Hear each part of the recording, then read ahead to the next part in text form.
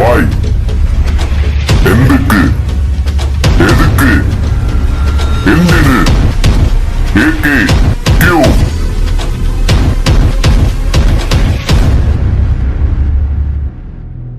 நேயர்களுக்கு வணக்கம். இன்னைக்கு ஜிபே ஃபோன்பே அப்படிங்கிறது நம்மளுடைய வாழ்க்கையினுடைய ஒரு பகுதியாக மாறி போச்சு. அது எல்லாருக்கும் தெரியும்.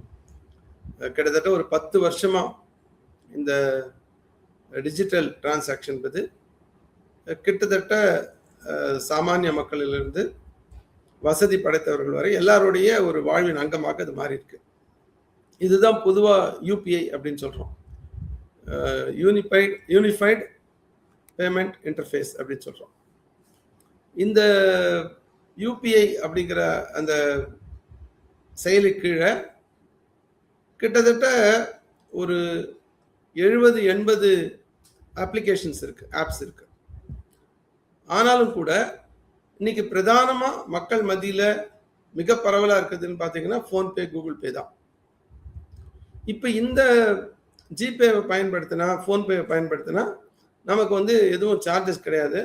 நம்ம போய் கடைக்கு போறோம், ஒரு பொருள் வாங்குறோம், அந்த செயலியை அந்த கியூஆர் கோடை ஸ்கேன் பண்றோம், கொடுத்துட்றோம். ஒரு ஆட்டோவில் போறோம், டாக்ஸியில் போறோம், அந்த கியூஆர் கோடை காமிக்கிறோம், பேமெண்ட் பண்ணிடுறோம். எல்லாருக்கும் வசதியாக இருக்குது. இது நம்ம விரும்பி ஏற்றுக்கொண்ட ஒரு விஷயம் இல்லை. மோடி அரசாங்கம் 2016 நவம்பர் மாதம் 8ஆம் தேதி டிமானிட்டைசேஷன் கொண்டு வந்தாங்க. இந்த டிமானிட்டைசேஷன் கொண்டு வரும்போது அவங்க என்ன சொன்னாங்கன்னா, இன்னைக்கு டிமானிட்டைசேஷன் பண்ணினாக்க நாட்டில் கருப்பு பணம் ஒழிஞ்சிடும், லஞ்சம் ஊழல் ஒழிஞ்சிடும், கள்ளப்பணம் ஒழிஞ்சிடும் அப்படிலாம் சொன்னாங்க. ஆனால் அது நடந்ததுன்னா அது நடக்கலை. அது தனியாக பேசலாம். அது ஆனால் என்னன்னா, அது கூடவே அவங்க என்ன சொன்னாங்கன்னா, நம்ம நாட்டினுடைய அந்த ஒட்டுமொத்த பரிவர்த்தனைகள் நாங்கள் டிஜிட்டல் மயமாக்கிடலாம். அப்படி டிஜிட்டல் மயமாக்கும் போது பணத்தின் தேவை என்பது குறையும் அப்படின்னு சொன்னாங்க. அதனால தான் நீங்கள் பார்த்தீங்கன்னா ஒரு 18 லட்சம் கோடி ரூபாய் இன்னைக்கு 2016 நவம்பர் 8ஆம் தேதி இன்னைக்கு மணி சர்க்குலேஷன் இருந்தது. அதை ஒரு 15.5 லட்சம் கோடி ரூபாய் அவங்க 500 ரூபாய் 1000 ரூபாய் நோட்டை டிமானிட்டைஸ் பண்ணிட்டாங்க. அதாவது செல்லாது அப்படின்னு சொல்லிட்டாங்க, பண மதிப்பு இழப்பாக்கிட்டாங்க. அப்போ பாக்கி வெறும் 2.5 லட்சம் கோடி தான். அந்த ஒரு 50 நாளில் 2016 டிசம்பர் 30 வரைக்கும் அந்த பீரியடில் புதுசாக இன்னைக்கு நோட்டுகள் புழக்கத்தில் விடப்பட்டன. புதிய 500 ரூபாய், புதிய 2000 ரூபாய் நோட்டு அப்படிலாம். அதெல்லாம் ஒட்டுமொத்தமாக பார்க்கும்போது ஜனவரி 2017 ஒரு 9 லட்சம் கோடி மணி சர்க்குலேஷன். இதுதான் ரொம்ப ஐடியல். இதை அப்படியே மெயின்டைன் பண்ணோம். நம்ம ஜிடிபியை கம்பேர் பண்ணும்போது இந்த 9 லட்சம் கோடின்றது ஜிடிபி உயரும் போது கொஞ்சம் ப்ரொபோர்ஷனட்டாக இன்க்ரீஸ் ஆகலாம். இதுதான் ரொம்ப ஸ்டாண்டர்ட் அப்படின்னு சொல்லி அன்னைக்கு மோடி கவர்மெண்ட் தீர்மானம் பண்ணி அதுக்கு என்ன பண்ணணும்னா, நம்ம டிஜிட்டல் புஷ் கொடுக்கணும். எல்லாரையும் டிஜிட்டல் பேமெண்ட்டுக்கு அவங்கள பழக்கணும் அப்படின்னு சொல்லி ஒரு முடிவு எடுத்தாங்க. இதுக்கு பல உலக நாடுகள், பல வளர்ந்த முதலாளித்துவ நாடுகள்லாம் கம்பேர் பண்ணி அந்த நாட்டிலெல்லாம் இவ்வளோதான் கேஷ் இருக்குது, அங்கெல்லாம் டிஜிட்டல் மயமாயிடுச்சு, அதனால பல நன்மைகள் இருக்குது அப்படிலாம் சொல்லி கொண்டு வந்தாங்க. அப்படி கொண்டு வந்த ஒரு விஷயந்தான் இன்னைக்கு யூபிஐ பேமெண்ட் அப்படின்னு சொல்கிறது. அந்த யூபிஐ பேமெண்ட் 2016 நவம்பரில் ஆரம்பிக்கும் போது ஒரு 3 லட்சம் டிரான்சாக்ஷன் தான் இருந்தது. அந்த ஒரு மாதத்தில் மொத்த அமௌண்ட் பார்த்தீங்கன்னா 100 கோடி ரூபாய் இருந்தது. அது படிப்படியாக பிரம்மாண்டமாக வளர்ந்து இன்னைக்கு 2026 ஜூலை, ஒரு 10 வருஷம் கழிச்சு, கிட்டத்தட்ட 10 வருஷம் கழிச்சு 2026 ஜூலை மாதம் பார்த்தீங்கன்னா அந்த 100 அப்படிங்கிறது 100 கோடி, 100 கோடின்றது 30 லட்சம் கோடியாக மாறிடுச்சு. அதே மாதிரி இந்த 3 லட்சம் டிரான்சாக்ஷன் அப்படிங்கிறது பார்த்தீங்கன்னா கிட்டத்தட்ட ஒரு 2300 கோடியாக மாறி நிற்குது. இப்போ கடந்த ஒரு வருஷத்துல நீங்க ஜூலையில் போன ஆகஸ்ட் 2025 ஜூலை 2025 வரைக்கும் இந்த 1 இயர் முடிய நீங்க பாத்தீங்கன்னா ஒரு 330 லட்சம் கோடி ரூபாய்க்கு யூபிஐ மூலமா டிரான்சாக்ட் ஆயிருக்கு. கிட்டத்தட்ட 24,000 கோடி டிரான்சாக்ஷன் ஆயிருக்கு. அப்படின்னா வால்யூமினஸ். இதுக்கெல்லாம் இதெல்லாம் உலகத்துல வேற எந்த நாட்டிலையும் கற்பனை கூட செஞ்சு பார்க்க முடியாத அளவுக்கு வளர்ந்துருக்கு.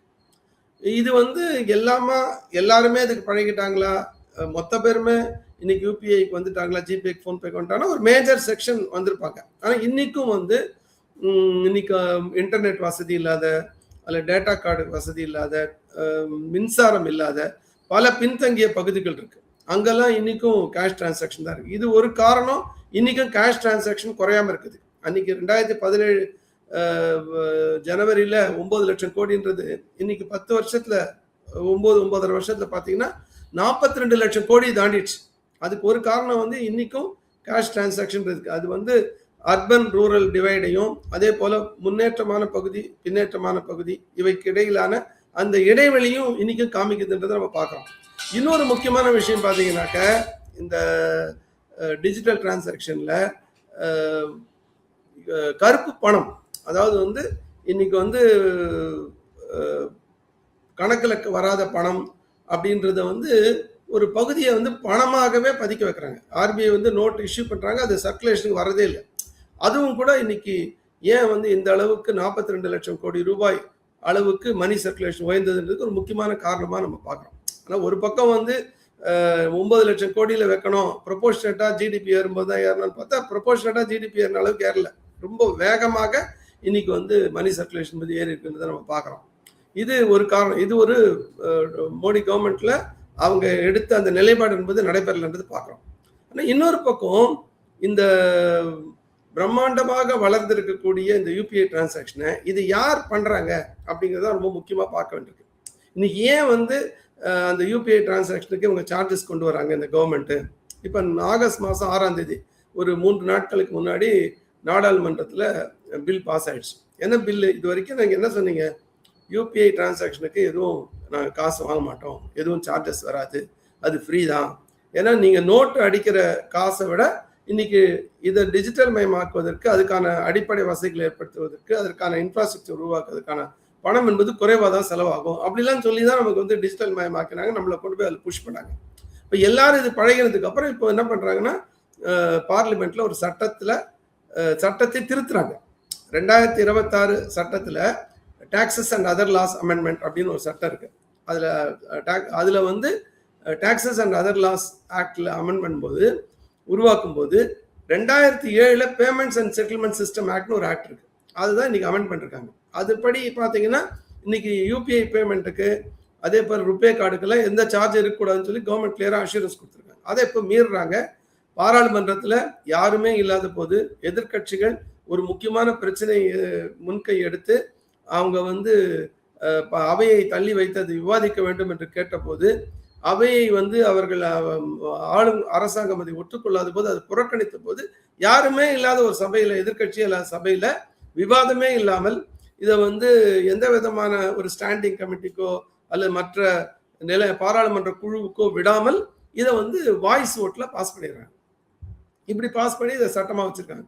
இப்ப என்ன சொல்றாங்கன்னா, அரசாங்கத்துல விளக்கம் வந்து நீங்க வந்து ரூமரை கலப்புறீங்க, எல்லாருக்கும் இந்த டிரான்சாக்ஷன்ல வந்து பாதிப்பு இருக்காது, 2000 ரூபாய்க்கு மேல இருக்கவங்களுக்கு தான் வந்து சார்ஜ் போடலான்னு இருக்கோம். இப்ப நீங்க சாதாரணமா கடையில போய் வெஜிடபிள் வாங்கினாலும், பால் தயிர் வாங்கினாலும் பிரச்சனை இல்லைன்னு அதெல்லாம் நமக்கு புரியுது. ஆனா அதே மாதிரி ஒரு தனிநபர் இன்னொரு தனிநபருக்கு நீங்க பணம் செலுத்துறீங்கன்னா அது வந்து வரவாதுன்றாங்க. இப்போதைக்கு அவங்க இன்டென்ட் பண்றதுக்கு தான் அவங்க சொல்றது 2000 ரூபாய்க்கு மேல மர்ச்சன்ட், அதாவது வியாபாரிகள் 2000 ரூபாய்க்கு மேல வாங்கினா அவங்களுக்கு மட்டும் தான் சார்ஜ் பண்ணுன்றாங்க. இப்ப நமக்கு கடந்த கால அனுபவம் என்னவா இருக்குன்னா, 2017 ஜிஎஸ்டி வந்தது. ஜிஎஸ்டி வந்ததுக்கு பிறகு ஜிஎஸ்டி யாருக்கு போட்டாங்க? தனிநபருக்கு போடலையே, வியாபாரிகளுக்கு தானே போட்டாங்க. அந்த வியாபாரிகள் இந்த ஜிஎஸ்டி முழுக்க கொண்டு வந்து தனிநபர் தலையில கட்டிட்டாங்க. நீங்க ஹோட்டலுக்கு போனா 5% ஜிஎஸ்டினா அது யார்கிட்ட வாங்குறாங்க? நம்ம கிட்ட தான் வாங்குறாங்க. நீங்க வந்து ஒரு ஸ்கூட்டர் வாங்குறீங்க, அதுக்கு ஜிஎஸ்டினா அது நம்ம கிட்ட தான் வாங்குறாங்க. ஒரு வீடு வாங்குறீங்க, அது சர்வீஸ், அதுக்கு ஒரு ஜிஎஸ்டினா அதுக்கும் நம்ம கிட்ட தான் வாங்குறாங்க. அப்ப எல்லா மறைமுக வரியும், அதாவது வியாபாரிகளுக்கு போடப்படக்கூடிய வரி என்பது பொதுமக்கள் தலையில் தான் விடுதுன்னு நம்ம பார்க்கிறோம். அப்ப இதுக்கு போடப்படக்கூடிய அந்த சார்ஜஸும் கட்டணமும் சாமானிய மக்கள் தலையில் தான் வெடின்றது நமக்கு நல்லா தெரியுது. அப்ப இவங்க என்ன சொல்றாங்கன்னா 2000 ரூபாய்க்கு மேல, 2000 ரூபாய்க்கு மேல எவ்வளவு டிரான்சாக்ஷன் இருக்கு அப்படின்னு பாத்தீங்கன்னா, சென்ற மாசம் ஒரு 30 லட்சம் கோடி ஒட்டு மொத்தமா நீங்க டிரான்சாக்ட் ஆயிருக்குன்னு சொன்னா அதுல 65% அமௌண்ட் வால்யூம்ல 2000 ரூபாய்க்கு மேல இருக்கு. அப்படின்னா 20 லட்சம் கோடி ரூபாய். இப்ப 20 லட்சம் கோடி ரூபாயில 0.5%, அதாவது 0.5% சொல்றோம் வச்சா கூட 10,000 கோடி ரூபாய் ஆச்சு மாசம். வருஷத்துக்கு 1,20,000 கோடி ரூபாய் சாமானிய மக்கள் வந்து அவங்க கிட்ட இருந்து வந்து காசை பிடிக்கிடுவாங்க. சரி இல்லையா 0.5 வைக்கல, நாங்க 0.3 வைக்கிறோம் அப்படின்னா மாசம் 6,000 கோடி, வருஷத்துக்கு 70,000 கோடிக்கு மேல 72,000 கோடி. இப்போ இது யாருக்கு போகுது? அதான் ரொம்ப முக்கியமான விஷயம். இன்னைக்கு யாருக்கு போகுதுன்னு பார்த்தீங்கன்னா, இன்னைக்கு யூபிஐ டிரான்சாக்ஷன்ல ஒட்டு மொத்தமாக யார் டாமினன்ட் ரோல் பிளே பண்றாங்க அப்படின்னா, ஒன்னு போன்பே, இன்னொன்னு கூகுள் பே. போன்பே யாருது? அமெரிக்காவில் இருக்கக்கூடிய வால்மார்ட் கம்பெனிக்கு சொந்தமானது போன்பே. கூகுள் பே யாருது? அமெரிக்காவில் இருக்கக்கூடிய கூகுள் கம்பெனிக்கு சொந்தமானது கூகுள் பே. இவங்க 2 பேர் தான் போன்பே 50%, கூகுள் பே 33-35%, 83ல இருந்து 85% இவங்க 2 பேர் தான் டாமினேட் பண்றாங்க. அப்போ ஓவர்வெல்மிங் மெஜாரிட்டி இதுல வந்து சார்ஜஸ் வந்தா இவங்களுக்கு தான் போகும். அப்ப இது ஏன் அவங்க பண்றாங்கன்னா, அமெரிக்கன் கார்பரேட்ஸுக்கு ஹெல்ப் பண்றதுக்கு நம்ம நாட்டு அரசாங்கம் ஏன் நம்ம நாட்டு மக்கள் கிட்ட இருந்து காசு கொடுக்கணும்? அதான கேள்வி. அப்ப இந்த யூபிஐ யார் உருவாக்கினது? அமெரிக்க அரசாங்கமா? இல்லையே. இந்த யூபிஐ என்ற செயலியை உருவாக்கியது இந்திய அரசாங்கம். அதனுடைய அது வந்து ரிசர்வ் பேங்க் வழிகாட்டுதல்ல என்பிசிஐ என்ற ஒரு கம்பெனி, ஒரு நிறுவனம், அதன் மூலமாக உருவாக்கப்பட்டது. அந்த என்பிசிஐ யாருக்கு சொந்தம்னு பார்த்தீங்கன்னா, ஓவர்வெல்மிங்கா மிக அதிக அளவில் பப்ளிக் செக்டார் பேங்க்ஸ் தான் அதனுடைய பங்குகளை வைத்திருக்கிறார்கள்.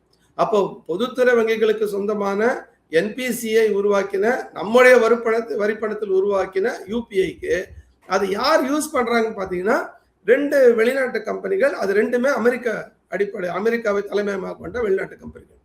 இதுக்கு வந்து மேக் அமெரிக்கா கிரேட் அகைன் அப்படின்னு சொல்லி இப்போ வந்து ஒரு புதிய கோஷத்தை வந்து ட்ரம்ப் அவர்கள் கொடுக்க ஆரம்பிச்சிட்டார், அமெரிக்க ஜனாதிபதி. அப்படின்னா அவர் மீண்டும் வந்து அமெரிக்காவை நாங்கள் பழைய மாதிரி ஒரு மிகச்சிறந்த நாடாக மாற்றுவோம் அப்படின்னு. அப்போ அதுக்கு என்னன்னாக்கா, அமெரிக்கன் கார்பரேட்ஸுக்கு லாபம் வேணும். யார்கிட்ட கையை முறிக்கணும் லாபம் கிடைக்கும்? இந்தியா மாதிரி தேர்ட் வேர்ல்டு கண்ட்ரிஸ் ரொம்ப ஈஸியா பிளையபிள், நம்ம சொன்னா கேட்பாங்க, வளைஞ்சு கொடுப்பாங்க அப்படின்ற ஒரு கண்ட்ரியை அவங்க ப்ரெஷர் பண்றாங்க. அதனுடைய விளைவாக இந்திய அரசாங்கம் ஒரு தனியா ஒரு இறையாண்மையோடு நிற்க வேண்டிய ஒரு அரசாங்கம் தன்னுடைய இறையாண்மை இழந்து அமெரிக்காவுக்கு கட்டுப்பட்டு இன்னைக்கு வந்து இந்த சார்ஜஸை சாதாரண மக்கள் தலையில கட்டுறாங்க. இதனோட பெனிஃபிஷியரி யாருக்கு போறாங்க பார்த்தீங்கன்னா, லாபம் என்பது அமெரிக்க கம்பெனிகளுக்கு போகுது.